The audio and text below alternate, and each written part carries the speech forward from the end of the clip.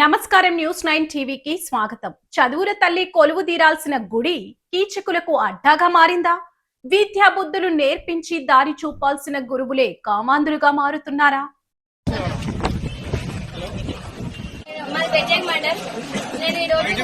ప్రతిరోజు మేము స్కూల్కి వస్తాం. పీడీ సార్ బిహేవియర్ ఇక్కడ ఏం బాగాలేదు. ప్రిన్సిపల్ మేడం కూడా ఎప్పటికైతే మాట్లాడుతుంది. ఎందుకు రెస్పాన్సిబిలిటీ లేదా? పిల్లలు అన్నాక ఎట్లా చూసుకోవాలి? మీకు ఇంట్లో పిల్లలు ఉండరా? ఎందుకు బ్యాడ్ టచ్ ఎందుకు చేయాలి? అసలు ఏం అవసరం అంటే ఎందుకు అంటే ఒక వేరే విధంగా అనిపిస్తున్నాం. మరి మేము అక్కడ నుంచి వస్తే ఏమ్మా నువ్వు క్యాట్ వర్క్ చేసుకుంటా, ఏం పిచ్చితనమ్మా, ఏం రౌడీ, ఏ బక్కదన, ఎందుకు ఇవన్నీ? మాకు పేర్లు పెట్టలేరా? మేము అంటే మేము మనుషులం కదా? అంటే మేము ఏమనుకుంటున్నాం మీరందరూ? అసలు అసలు ఈ స్కూల్ అంటారా? అసలు ఒక మేడం అంటే ఎట్లుండాలి?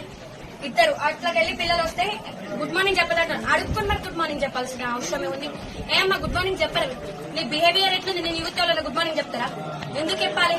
నువ్వు కరెక్ట్ ఉన్నావా? అసలు కరెక్ట్ ఉంటే మీకు గుడ్ మార్నింగ్ చెప్తారు. ఏం నీకు అసలు మాట్లాడాలంటే కూడా నాకే సిగ్గైతుంది. అసలు ఎందుకు ఒక పిల్లలను అట్లనే చూస్తారా? ఏం అమ్మాయి ఇప్పుడు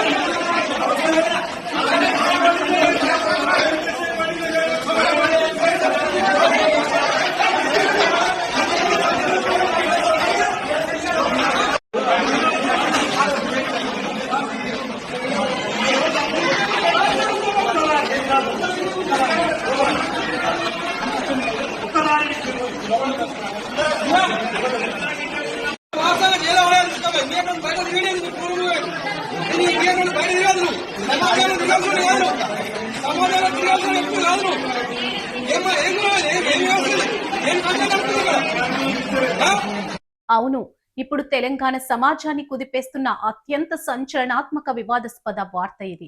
ఆడపిల్లను బ్యాడ్ టచ్ ఎందుకు చేయాలి? అసలు ఇది స్కూల్ అంటారా? ఒక చిన్నారి ఎంతో ఆవేదనతో, అంతకంటే ఎక్కువ ఆవేశంతో, కన్నీళ్లు దిగమింగుతూ అడిగిన ఈ ప్రశ్న ఇప్పుడు సోషల్ మీడియాలో సెన్సేషన్ గా మారింది. సిద్దిపేట జిల్లా బెజ్జంకి మోడల్ స్కూల్లో వెలుగు చూసిన ఈ దారుణం ప్రతి ఒక్కరి రక్తాన్ని మరిగిస్తుంది.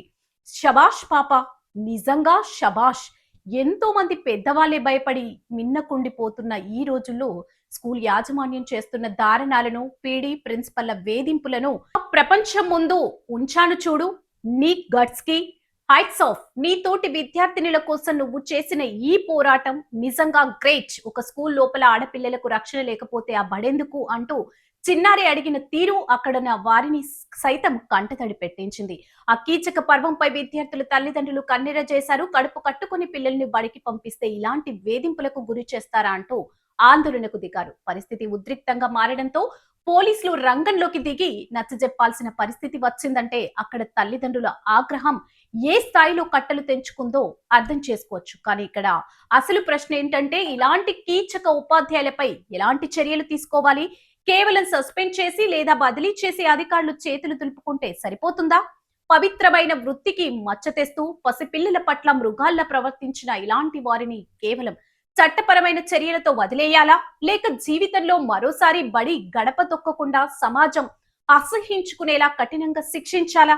ఈ చిన్నారి చూపించిన ధైర్యానికి ఇప్పుడు న్యాయం జరగాలి. బాధ్యులైన వారిపై తక్షణమే కఠిన చర్యలు తీసుకోవాలని విద్యార్థి సంఘాలు తల్లిదండ్రులు డిమాండ్ చేస్తున్నారు. ఈ ఘటనపై ప్రభుత్వం ఎలా స్పందిస్తుంది, విద్యాశాఖ ఎలాంటి యాక్షన్ తీసుకుంటుంది అనేది ఇప్పుడు రాష్ట్ర వ్యాప్తంగా ఉత్కంఠంగా మారింది. ఆ పాప ధైర్యానికి సెల్యూట్ చేస్తూ కీచకులకు పడే శిక్ష కోసం యావత్ రాష్ట్రం ఎదురు చూస్తుంది. మరిన్ని సంచలన విశేషాల కోసం చూస్తూనే ఉండండి News9 టీవీ.